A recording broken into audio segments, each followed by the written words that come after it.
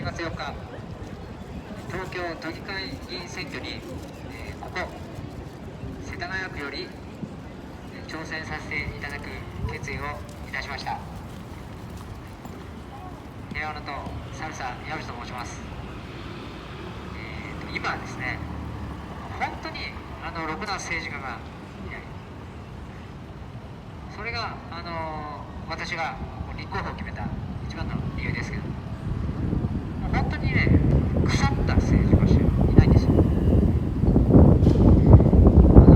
またね、緊急事態宣言発令されるみたいですけど、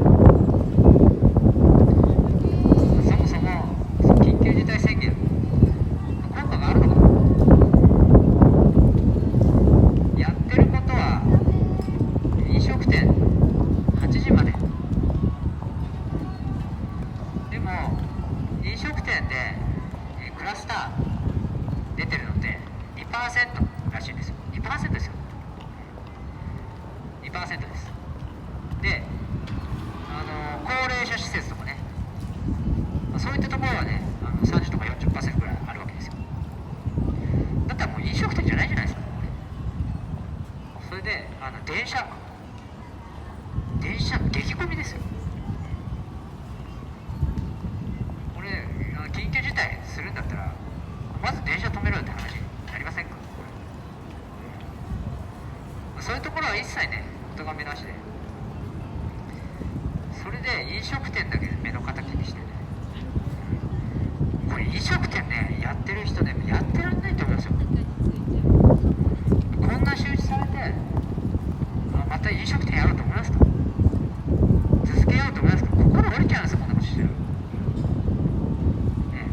なんかしょうもない見回り隊みたいなの使ってて、見回り隊日給がね12000円だったんですよ。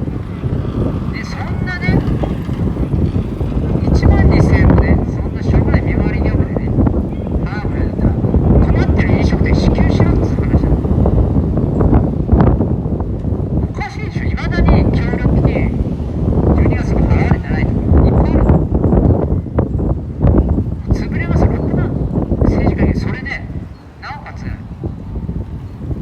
れね、昨日判明したんですけど、小池百合子緊急事態宣言を要請した張本人、26日に都民ファーストの政治資金パーティーを予定してたんですよ。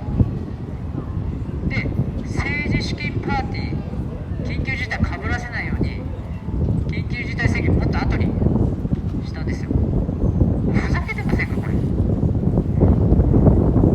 都民ファーストじゃないですよ。自分の都合ファーストなんですよこれ。本当にね、ろくな政治家がね今いないですよ。なんかね、茨城県のね県議会で、テレビでね、県議会議会中に居眠りしたりとか本読んでるとか、そういうのがね報道されてですね、でその議員にの文書でそれで大変遺憾だからやめるようにみたいなね、アホかっつって。そんなやつらをもうね、不信任決議かけてさっさとねクビにするべきですよ。それおかしい。本当にこう今ね、お金のために、いや職業のために政